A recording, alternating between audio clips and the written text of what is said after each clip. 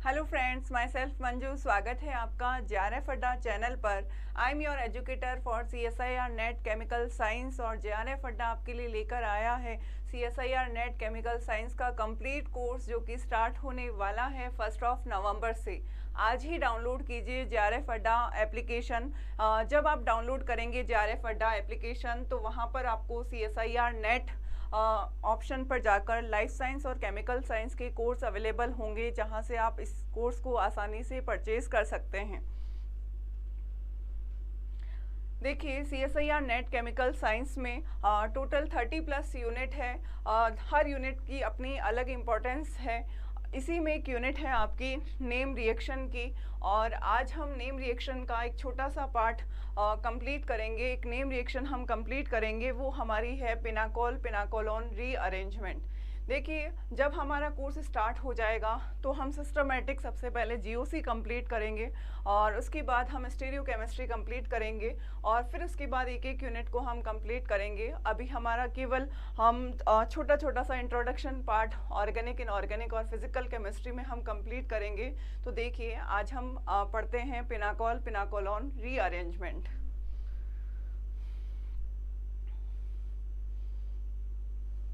तो देखिए क्या होता है पिनाकोल और पिनाकोलोन रीअरेंजमेंट, किस तरीके से ये अरेंजमेंट होता है। तो देखिए, पिनाकोल क्या होता है। सबसे पहले ये स्ट्रक्चर होती है पिनाकोल की, इसे बोलते हैं पिनाकोल।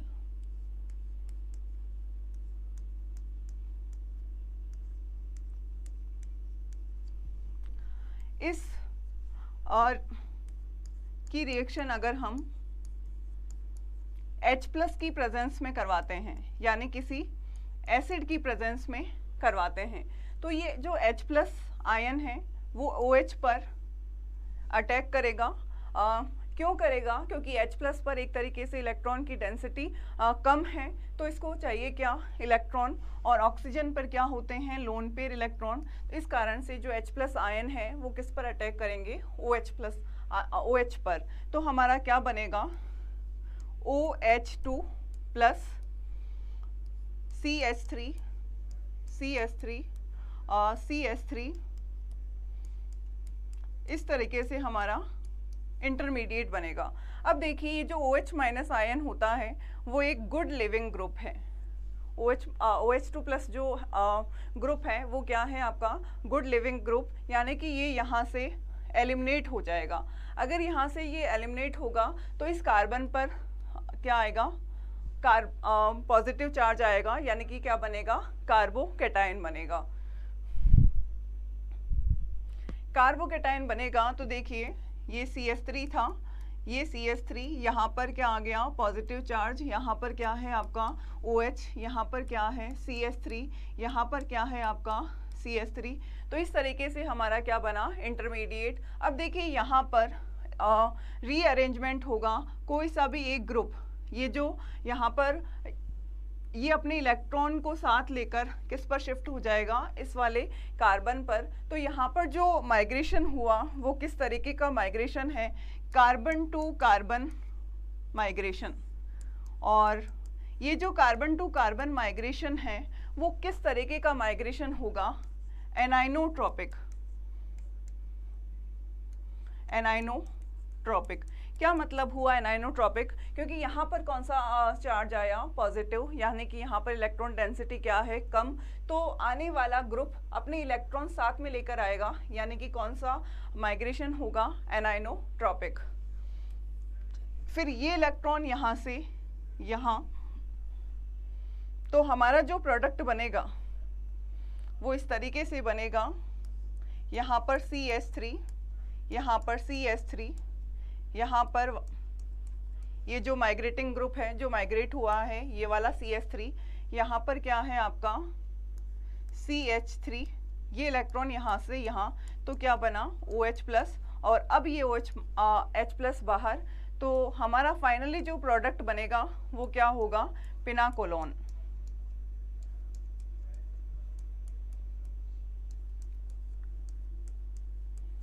तो इस प्रोडक्ट को क्या बोलते हैं? पिनाकोलोन। यानी कि पिनाकोल से क्या बना है, पिनाकोलोन। और किस तरीके से बना है, रीअरेंजमेंट से। कौन सा रीअरेंजमेंट हुआ, कार्बन टू कार्बन रीअरेंजमेंट हुआ। और ये जो रीअरेंजमेंट है वो किस तरीके का है, एनाइनोट्रॉपिक है। तो इस तरीके से ये मैकेनिज्म है। अब कौन सा ग्रुप माइग्रेट होगा, कहाँ पर H+ अटैक करेगा, क्योंकि देखिए यहाँ पर जो ग्रुप था H+ अगर यहाँ पर भी अटैक करता या फिर यहाँ पर अटैक करता, दोनों पॉसिबिलिटी सेम थी, क्योंकि इसमें जो ग्रुप लगे हुए थे वो सेम थे। यानी कि किसी भी कार्बन पर अटैक करे तो जो प्रोडक्ट बनता वो सेम बनता। लेकिन अगर मान लीजिए यहाँ पर अलग अलग ग्रुप जुड़े हुए हैं, तो ये जो H+ आयन है वो कहाँ पर अटैक करेगा, वो उससे जुड़े हुए ग्रुप पर डिपेंड करेगा कि किस तरीके से H+ आयन OH पर अटैक करेगा। तो देखिए अब हम देखेंगे इस तरीके से आपका कार्बन टू कार्बन माइग्रेशन हुआ, और फिर इस कार्बन टू कार्बन माइग्रेशन से हमारा क्या बना, एक तरीके से पिनाकोलोन, यानी कि अल्कोहल से क्या बना है, कीटोन बना है। अल्कोहल से कीटोन बना है। सबसे पहली चीज ये कि ये जो पिनाकोल है वो किस तरीके का डाइऑल है, विसिनल डाइऑल है। जब 1,2 पोजीशन पर OH ग्रुप हो, इस तरीके से कार्बन 1,2 पोजीशन पर OH ग्रुप हो, तो उस समूह को हम क्या बोलते हैं, उस ग्रुप को क्या बोलते हैं, विसिनल ग्रुप बोलते हैं। तो देखिए सबसे पहले ये जो रिएक्शन हुई उसका जो ड्राइविंग फोर्स है वो क्या है, मोर स्टेबल कार्बोकेटाइन। और वो मोर स्टेबल कार्बोकेटाइन कौन सा है, ऑक्सोनियम आयन।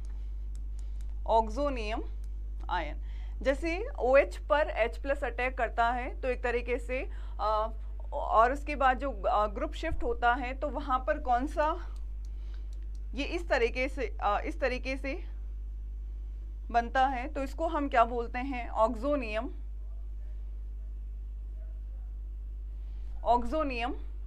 कार्बोकेटाइन। तो ऑक्सोनियम आयन बनता है जो कि, और ये जो रिएक्शन है वो कौन से डायोल देते हैं, विसिनल डायोल देते हैं। और विसिनल डायोल किस में कन्वर्ट हो जाते हैं, कीटोन में कन्वर्ट हो जाते हैं। और इसमें एक ही जो इंट्रामोलिक्यूलर रिएक्शन हो रही है, यानी कि एक ही मॉलिक्यूल में रिएक्शन हो रही है। तो ये जो रीअरेंजमेंट हुआ वो किस तरीके का रीअरेंजमेंट है, इंट्रामोलिक्यूलर रीअरेंजमेंट। और इसमें क्या बनता है, ऑक्सोनियम आयन बनता है। और ये जो माइग्रेशन है वो किस तरीके का माइग्रेशन है, कार्बन टू कार्बन माइग्रेशन या फिर कार्बन टू कार्बन रीअरेंजमेंट। और ये कार्बन टू कार्बन रीअरेंजमेंट किस तरीके का है, न्यूक्लियोफिलिक। और इसमें कौन सा ग्रुप माइग्रेट करेगा, इसके लिए हमें क्या पता होना चाहिए, इसका माइग्रेटरी एप्टीट्यूड पता होना चाहिए। यानी कि जिस ग्रुप का माइग्रेटरी एप्टीट्यूड ज़्यादा होगा वो ग्रुप माइग्रेट करेगा। तो देखिए एग्जाम्पल के तौर पर ये वाला एग्जाम्पल लेते हैं। इस रिएक्शन में हम H+ की प्रेजेंस में ये रिएक्शन करवाते हैं, और ये हमारा रीअरेंजमेंट कौन सा है, पिनाकोल पिनाकोलोन रीअरेंजमेंट।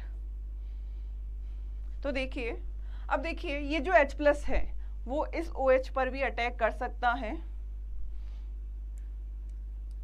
इस OH पर भी अटैक कर सकता है, और इस OH पर भी अटैक कर सकता है।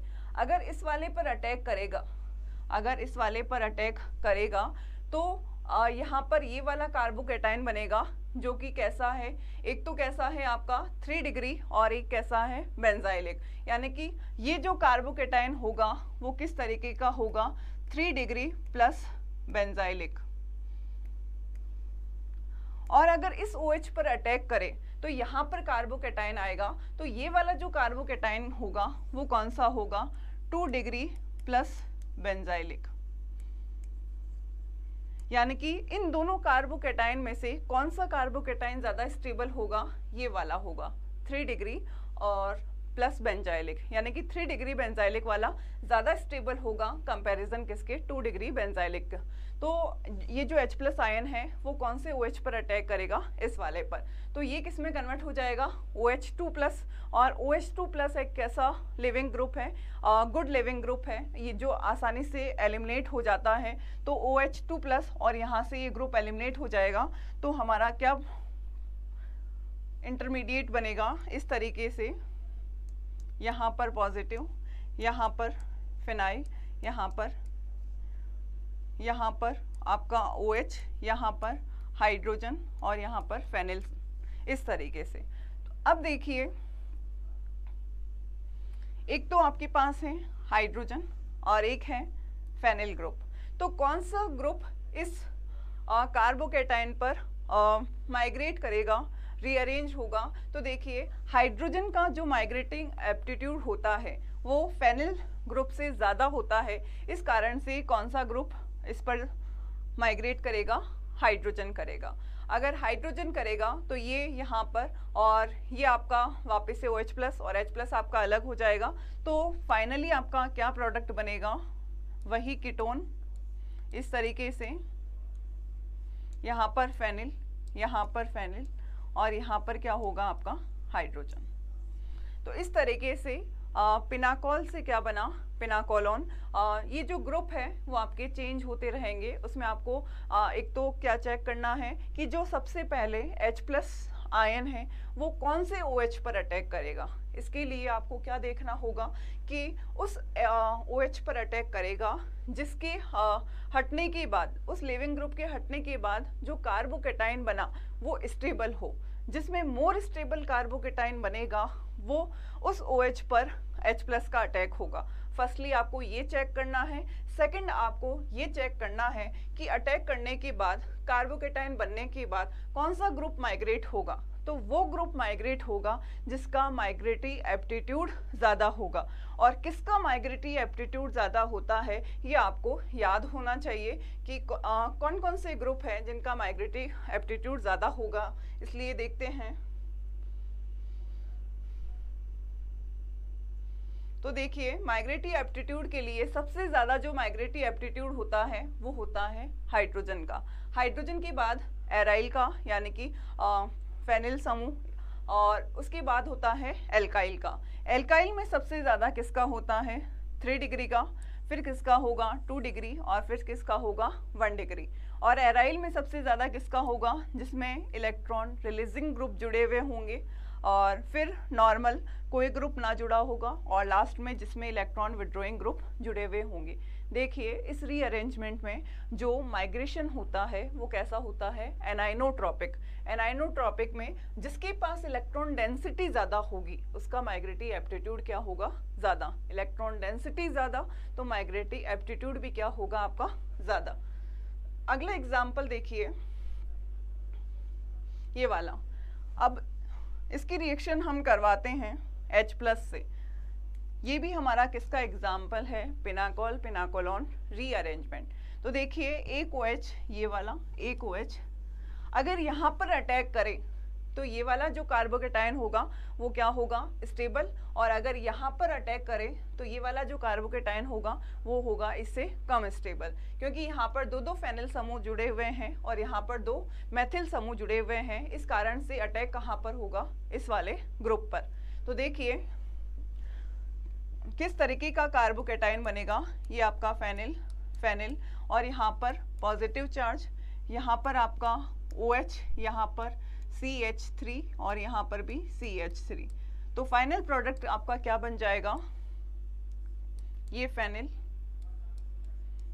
और यहाँ पर CH3, यहाँ पर कीटोन, यहाँ पर CH3, और ये है आपका पिनाकोलोन।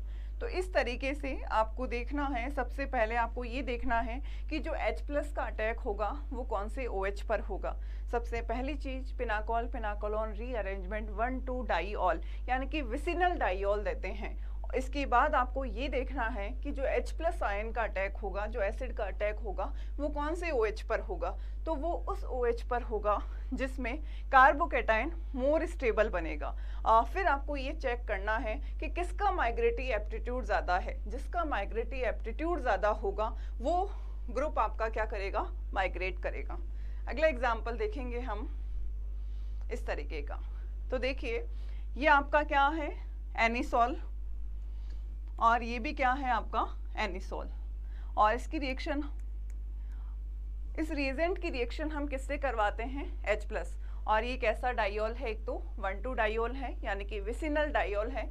तो यहाँ पर अटैक करें या फिर यहाँ पर अटैक करें, दोनों साइड ग्रुप सेम है, तो किस साइड भी अटैक करे कोई फर्क नहीं पड़ता। यानी कि इस तरीके से यहाँ पर हम फेनिल, यहाँ पर हम पॉजिटिव चार्ज, यहाँ पर हम इस तरीके से,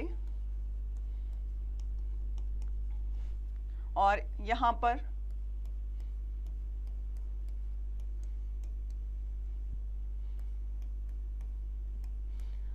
अब देखिए, एक तो क्या है आपका फेनिल ग्रुप और एक क्या है आपका एनिसोल।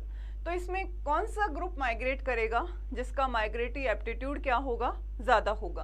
तो OMe का या इस रिंग पर कौन सा इफेक्ट होगा, प्लस आर होगा, तो इस पर इलेक्ट्रॉन डेंसिटी क्या होगी, ज़्यादा। तो ये वाला ग्रुप किस पर माइग्रेट करेगा, इस पर, और हमारा जो फाइनल प्रोडक्ट बनेगा वो इस तरीके से होगा।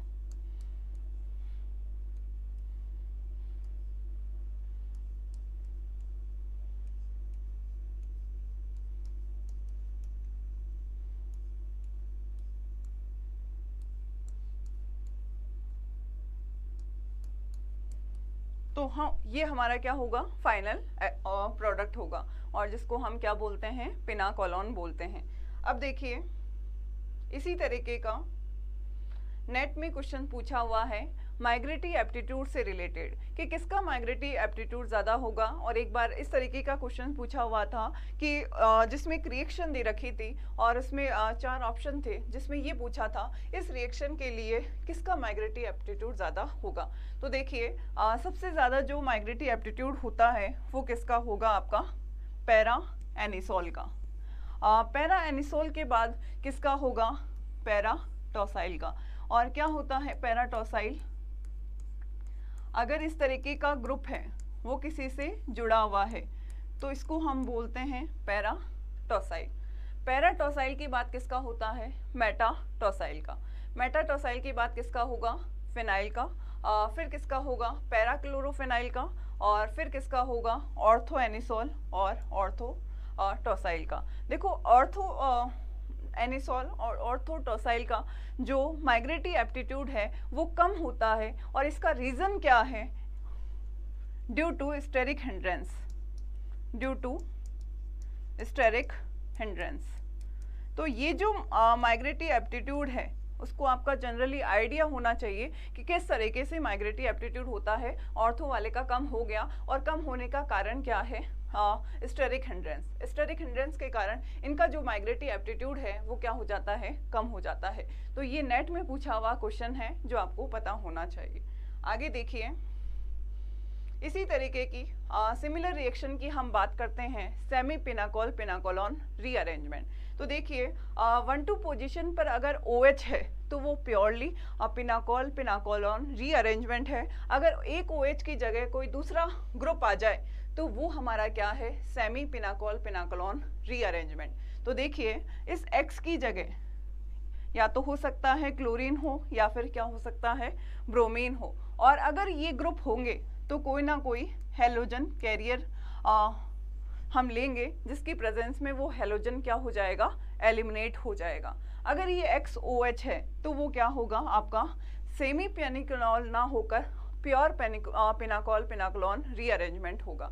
जो अभी हमने पढ़े हैं एग्जाम्पल, वो आपके क्या है, X क्या है जहाँ पर OH है, यानी कि 1,2 डाइऑल, यानी कि विसिनल डाइऑल। अगर हो सकता है ये X आपका क्या हो, NH2 हो। अगर NH2 होगा तो हम इसको एलिमिनेट किसकी प्रेजेंस में करेंगे, NaNO2 प्लस HCl, या फिर इसकी जगह क्या लिखा आ सकता है, नाइट्रस एसिड।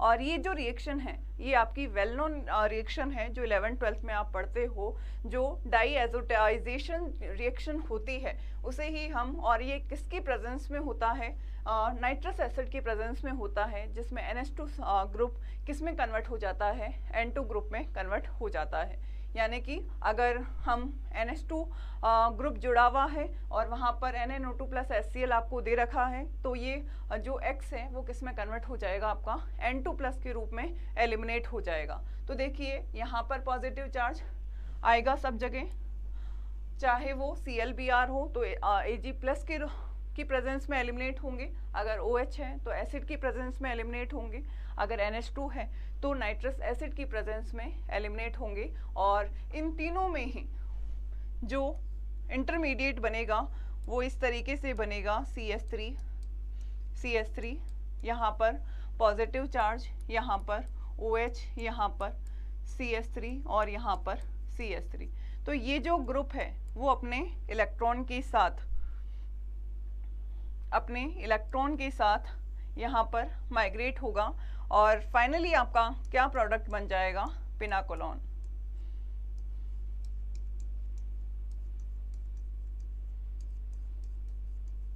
तो इस तरीके से पिनाकोलोन रीअरेंजमेंट होता है। इसमें आपको क्या ध्यान देना है कि सबसे पहले पिनाकोलोन रीअरेंजमेंट कौन से रिएजेंट देते हैं, 1,2 डाइऑल देते हैं और 1,2 डाइऑल को हम क्या बोलते हैं, विसिनल डाइऑल बोलते हैं। और इसमें होता क्या है, या तो एसिड की प्रेजेंस में जब हम रिएक्शन करवाते हैं तो H+ आयन उस OH पर अटैक करेगा जहाँ पर मोर स्टेबल कार्बोकैटायन बनने की पॉसिबिलिटी हो। अगर जहाँ पर मोर स्टेबल कार्बोकैटायन बनने के बाद वो ग्रुप माइग्रेट होगा जिसका माइग्रेटरी एप्टीट्यूड ज़्यादा होगा, और माइग्रेटरी एप्टीट्यूड उसका ज़्यादा होगा जिसकी इलेक्ट्रॉन डेंसिटी ज़्यादा होगी। तो इलेक्ट्रॉन डेंसिटी में आपको माइग्रेटरी एप्टीट्यूड का एक जनरल आइडिया होना चाहिए। सबसे पहले हाइड्रोजन का, फिर एराइल का और फिर एल्काइल का। एराइल में आपको इलेक्ट्रॉन रिलीजिंग ग्रुप जुड़े हुए होंगे उसका ज़्यादा होगा, इलेक्ट्रॉन विड्रॉइंग ग्रुप जहाँ पर जुड़े हुए होंगे उसका कम होगा। एल्काइल में 3 डिग्री सबसे ज़्यादा, फिर 2 डिग्री और फिर 1 डिग्री। इस तरीके से आपका सेमी पिनाकोलोन रीअरेंजमेंट हो गया और पिनाकोलोन रीअरेंजमेंट हो गया। अब हम बात करते हैं इस रीअरेंजमेंट में स्टीरियोकेमिस्ट्री की, कि किस तरीके से ग्रुप जुड़े हुए होने पर क्या प्रोडक्ट बनता है और उस प्रोडक्ट में क्या स्टीरियोकेमिस्ट्री होगी। तो देखिए, हम बात करते हैं 1,2 साइक्लोहेक्सेन की। तो देखिए, अगर लिविंग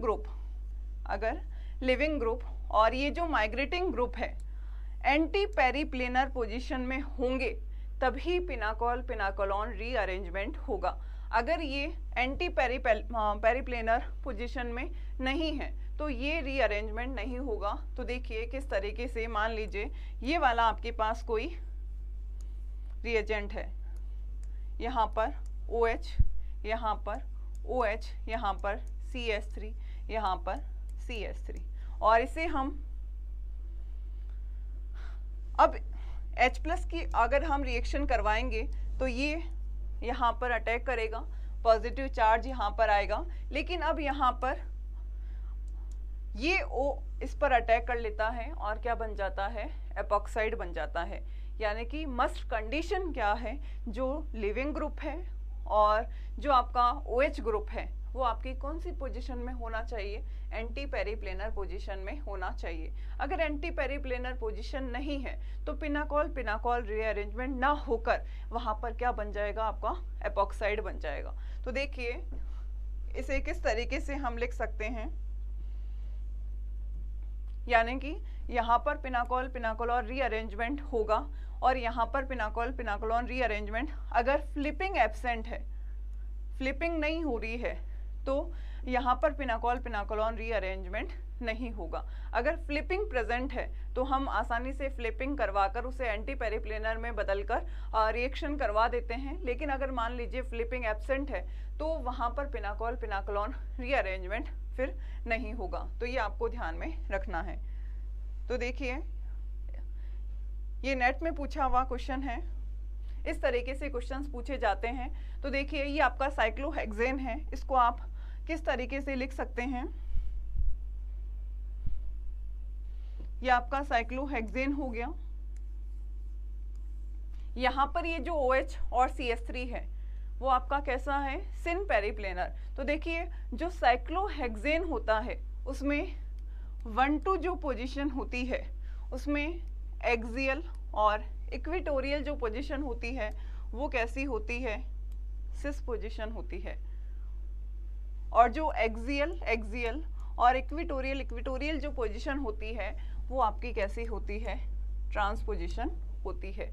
तो देखिए, सिस में हम सबसे पहले जब साइक्लोहेक्सेन को चेयर फॉर्म में कन्वर्ट करते हैं तो सबसे पहले किस तरीके से ग्रुप लगाते हैं, जो सबसे बल्कि ग्रुप होता है उसको हम किस में लिखते हैं, इक्वेटोरियल। तो बल्कि ग्रुप कौन सा है आपका, CH3, तो इसको हमने इक्विटोरियल पोजीशन पर रखा। यहाँ पर आपका क्या है, CH3। अब ये जो CH3 और OH है वो आपके कैसे हैं, सिस पोजीशन पर है, सिन पेरिप्लेनर है।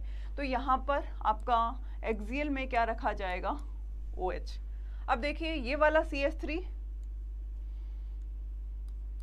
और ये वाला OH, ये आपका भी क्या है, सिस पोजीशन है।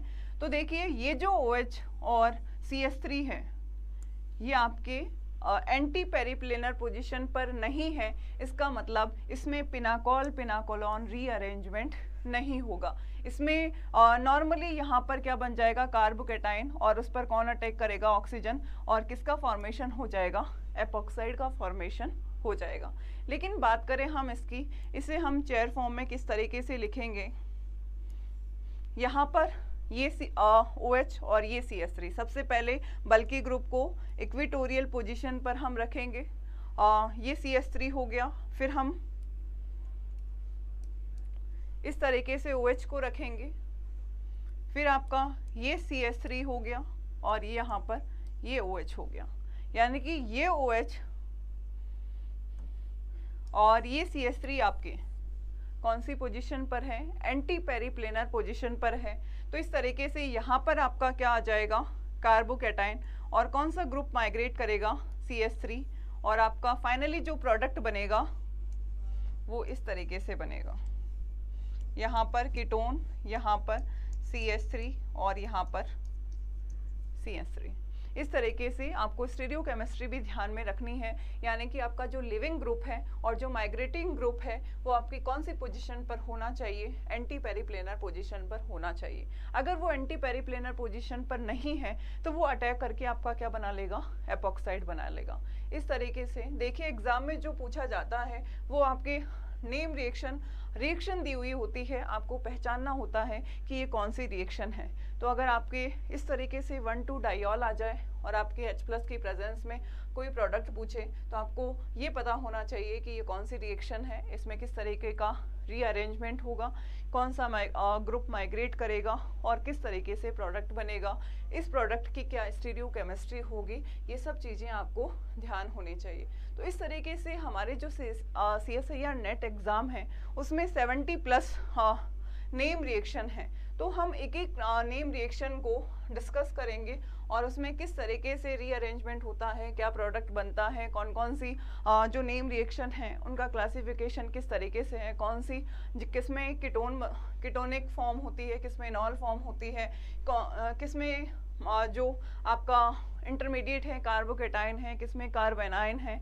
इस तरीके से हम जब हमारा बैच प्रॉपरली 1 नवंबर से स्टार्ट हो जाएगा तो हम एक एक नेम रिएक्शन को क्लासिफिकेशन करके एक एक नेम रिएक्शन को कंप्लीट करेंगे और आपके नेट के एग्ज़ाम में नेम रिएक्शन से काफ़ी क्वेश्चंस पूछे जाते हैं। उसमें आपको रिएक्शन दी हुई होती है और आपको प्रोडक्ट पूछा जाता है या फिर स्टीरियोकेमिस्ट्री से रिलेट करके प्रोडक्ट पूछा जाता है। तो आपको पता होना चाहिए किस तरीके से पिनाकोल पिनाकोलॉन रीअरेंजमेंट होता है। तो देखिए हमारा जो बैच स्टार्ट होने वाला है 1 नवंबर से स्टार्ट होने वाला है। आज ही डाउनलोड कीजिए JRF अड्डा एप्लीकेशन, जहां पर आपको CSIR नेट ऑप्शन पर जाकर लाइफ साइंस और केमिकल साइंस के कोर्स अवेलेबल होंगे, जहां से आप आसानी से परचेज कर सकते हैं। और ये जो कोर्स है आपका वो 1 साल के लिए वैलिड रहेगा, यानी कि नेक्स्ट एग्ज़ाम तक आप इसके लिए वैलिड रहेंगे। तो आज ही डाउनलोड कीजिए JRF अड्डा एप्लीकेशन।